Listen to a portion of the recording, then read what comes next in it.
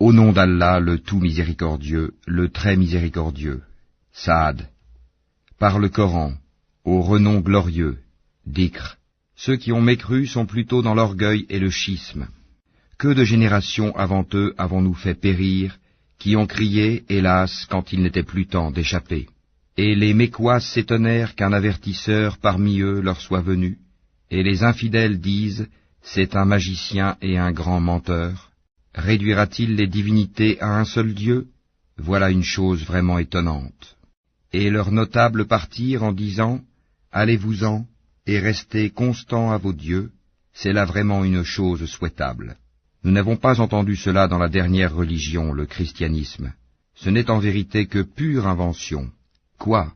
C'est sur lui, parmi nous, qu'on aurait fait descendre le rappel, le Coran? Plutôt ils sont dans le doute au sujet de mon message. Ou plutôt ils n'ont pas encore goûté à mon châtiment.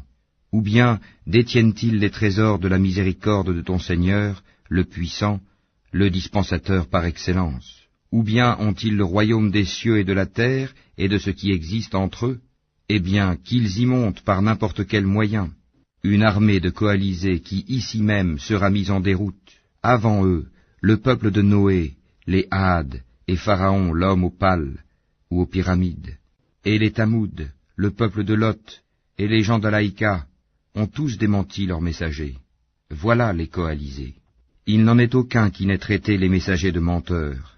Eh bien, ma punition s'est avérée contre eux, ceux-ci n'attendant qu'un seul cri, sans répétition. Et ils disent, Seigneur, hâte-nous notre part avant le jour des comptes. Endure ce qu'ils disent, et rappelle-toi David, notre serviteur, doué de force dans l'adoration, et plein de repentir à Allah. Nous soumîmes les montagnes à glorifier Allah, soir et matin en sa compagnie, de même que les oiseaux assemblés en masse, tous ne faisant qu'obéir à lui, Allah. Et nous renforçâmes son royaume, et lui donnâmes la sagesse et la faculté de bien juger. Et était-elle parvenue la nouvelle des disputeurs quand ils grimpèrent au mur du sanctuaire? Quand ils entrèrent auprès de David, il en fut effrayé. Ils dirent, n'aie pas peur, nous sommes tous deux en dispute, l'un de nous a fait du tort à l'autre. Juge donc en toute équité entre nous, ne sois pas injuste, et guide-nous vers le chemin droit. Celui-ci est mon frère, il a 99 brebis, tandis que je n'ai qu'une brebis. Il m'a dit, confie-la moi, et dans la conversation, il a beaucoup fait pression sur moi.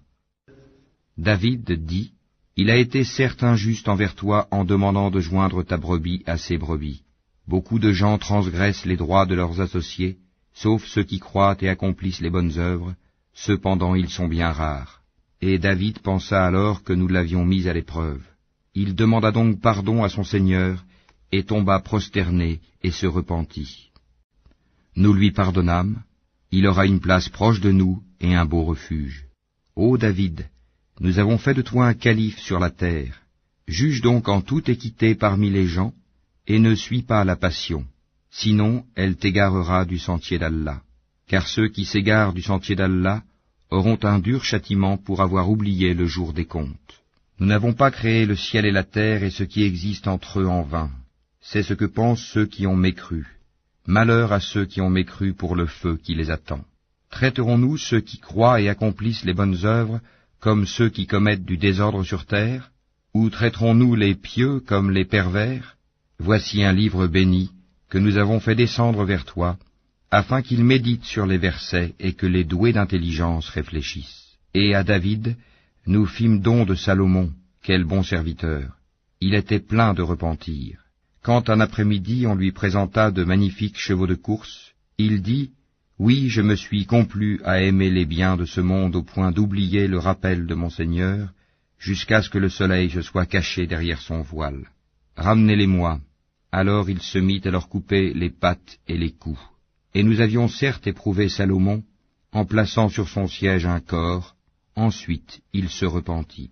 Il dit, « Seigneur, pardonne-moi, et fais-moi don d'un royaume tel que nul après moi n'aura de pareil, c'est toi le grand dispensateur. » Nous lui assujettîmes alors le vent, qui, par son ordre, soufflait modérément partout où il voulait, de même que les diables, bâtisseurs et plongeurs de toutes sortes, et d'autres encore, accouplés dans des chaînes.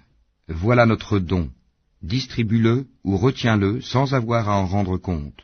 Et il a une place rapprochée de nous et un beau refuge. Et rappelle-toi Job, notre serviteur, lorsqu'il appela son Seigneur, le diable m'a infligé détresse et souffrance. Frappe la terre de ton pied, voici une eau fraîche pour te laver, et voici de quoi boire. Et nous lui rendîmes sa famille, et la fîmes 2 fois plus nombreuse, comme une miséricorde de notre part, et comme un rappel pour les gens doués d'intelligence. Et prends dans ta main un faisceau de brindilles, puis frappe avec cela, et ne viole pas ton serment. Oui, nous l'avons trouvé vraiment endurant, quel bon serviteur, sans cesse il se repentait. Et rappelle-toi Abraham, Isaac et Jacob, nos serviteurs puissants et clairvoyants.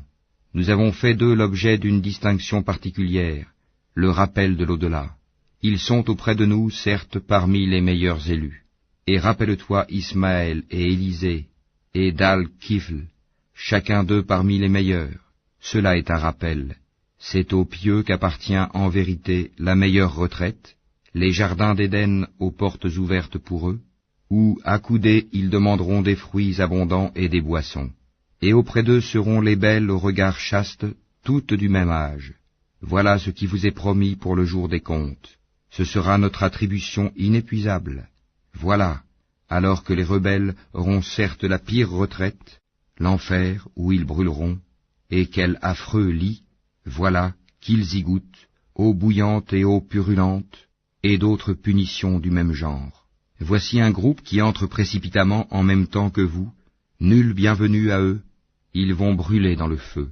Ils dirent, pas de bienvenue pour vous, plutôt, c'est vous qui avez préparé cela pour nous, quel mauvais lieu de séjour. Ils dirent, Seigneur, celui qui nous a préparé cela, ajoute-lui un double châtiment dans le feu. Ils dirent, pourquoi ne voyons-nous pas des gens que nous comptions parmi les malfaiteurs? Est-ce que nous les avons raillés, à tort, ou échappent-ils à nos regards? Telles sont en vérité les querelles des gens du feu.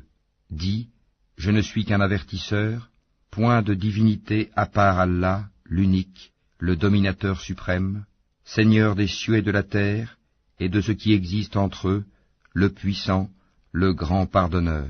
Dis, ceci, le Coran, est une grande nouvelle, mais vous vous en détournez.